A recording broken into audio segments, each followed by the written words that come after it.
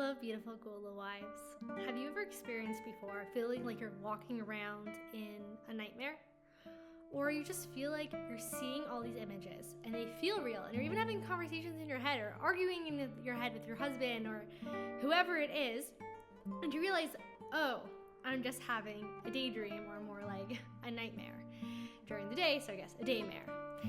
Well, this week's Parsha has such a profound solution for us, a way to waken ourselves up out of these scary images, these scary movies, and into the light of Mashiach. So we're going to be learning through this Light Point Sikha together from Volume 1 of the Rebbe's Talks. Dreams are a powerful theme throughout Yosef's entire journey, and they begin with us learning about Yosef's dreams of becoming great and the other stalks of wheat bowing down to him, which ultimately make his brothers jealous and hate him. And that leads him to being thrown into a pit and sold into slavery into Egypt, which is the beginning of the Egyptian exile, the beginning of the first galus, the first exile. And what happens there is that the dreams continue. He's thrown into jail once he's in Egypt. And what is he doing there in jail? He's interpreting the dreams of the butler. Sorry, not the butler, the bread maker. The king's butlers, the bread maker and the wine cup bearer. And there he is interpreting dreams. And through the dreams, he ends up being taken out of prison in order to interpret the Pharaoh's dream. And from there, he's able to rise by interpreting it well. He's able to save all of Egypt and also basically the entire world who's in this famine. And all of his brothers come down to collect grains, and that is the beginning of them being saved, and also the beginning of the Jewish people coming into the Egyptian exile. So we see that there's a unique connection between dreams and exile in Galus. And what we mean by exile, we mean being outside of the land of Israel, right? That was the Jewish people were in Israel then, Jacob and all of his sons, and now going into Egypt. And we also mean the spiritual state of what exile is, being exiled from one's true self, from clarity, from true God consciousness. So the Rizal explains that all exiles are rooted in the Egyptian exile, in this first exile. And so we see that dreams are connected not just to this exile, but to all exiles, including the one that we are breaking free from right now and living Geula here and now. Geula being the inverse of what exile is, complete godly revelation. So let's look at what dreams are. Dreams are a total contradiction. On the one hand, you have, people, places, things that you have seen or real in your life. And on the other hand, they're doing things that are totally abnormal or weird or not the way they would normally be. You can have two things that can never exist in actual reality happening at the same time. So there's this place for this paradox and these contradictions of realities. And so to an exile, we have this experience of these blatant contradictions. One moment loving Hashem and the next moment struggling to love Hashem. Or on the positive side, right? There's also this positive of that. At one moment being so mad at Hashem and so confused by everything, and the next moment running to go and do the next mitzvah. So exile is exile is a place where these blatant contradictions can exist. So just like in a dream, we're forced awake by the light. We can open our eyes to Mashiach and awaken ourselves to this bright, glowing reality. How do we do that? Through abundantly adding in the light of Torah, learning Torah, and performing the mitzvahs. Shabbos candles, tefillin, baking your challah, giving tzedakah. Through these mitzvahs of davening, through all these different mitzvahs, we pour endless light into our life. And so it makes sense. Not just you do the mitzvah once and that's it.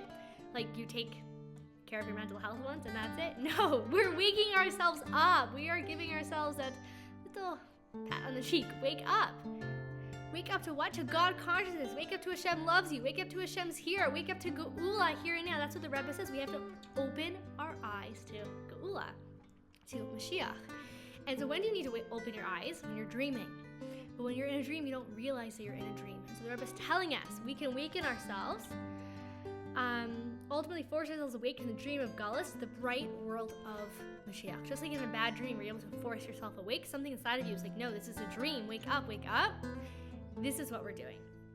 And we know the idea of the Baal Shem Tov was named Yisrael. His first name was Yisrael because the Jewish people were in this slumber.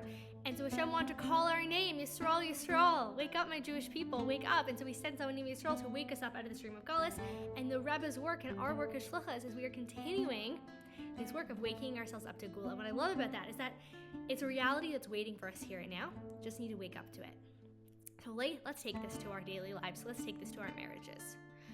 So often I notice that I'm being imaged. I'm just watching these images go by and they feel real. So I picture, oh, I'm gonna need help with this, but my husband's not gonna help me, or he's gonna be annoyed by this. And I have this whole story going, all these images. It really is this daymare. It's a nightmare while I'm awake. And I'm seeing these images and they look so real and they feel so real. And being able to say, wait a second, no, I'm here. I'm in this moment. I can ground myself in my body. I am here right now in this moment. I'm safe, I'm protected, I am secure. And in that, waking myself back up to this moment, the images fade away because they were never real to begin with. And so so first of all, I just find this genuinely helpful throughout the day. Whenever I notice, oh, I'm being imaged, I'm having a conversation in my head with someone who isn't here. I'm arguing with someone in my head who isn't here. I'm preempting that this is how my husband's gonna act or show up. Or let's say he's doing a behavior that I deem as negative.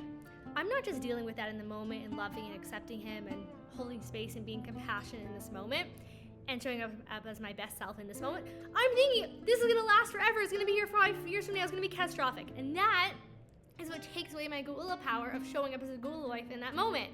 Because how could I let him say that thing to me? If I let him say that now, he's gonna say it for the next 20 years, right? It's those images, it's that dream, it's that nightmare. Versus being able to bring the presence, the light of Torah in that moment. So the way we do that, one of the many ways we do that at Geula Wives is through the scale, speak to illuminate. We just have these powerful, light-filled thoughts ready to go. And so in one of those moments, I want to remind myself, Hashem's with me. It's all going to work out. Bam, the light of Torah. Totally breaks through my nightmare, breaks through all my images, that movie playing in my head. I'm like, oh right, Hashem's going to totally take care of me. It's all going to work out. Wakes me up. Or is it the positive thought of, for me, and one of my favorites is my husband invites me back to peace. Remembering, right, my husband's just inviting me back into like who I really am. This is a moment for me to come back to my breath. This is a moment for me to come back to who I really am. Another positive thought I go to is my husband always has my back. Like, I know he's gonna help me. I know he has my back. And that just stops the images mid-flow.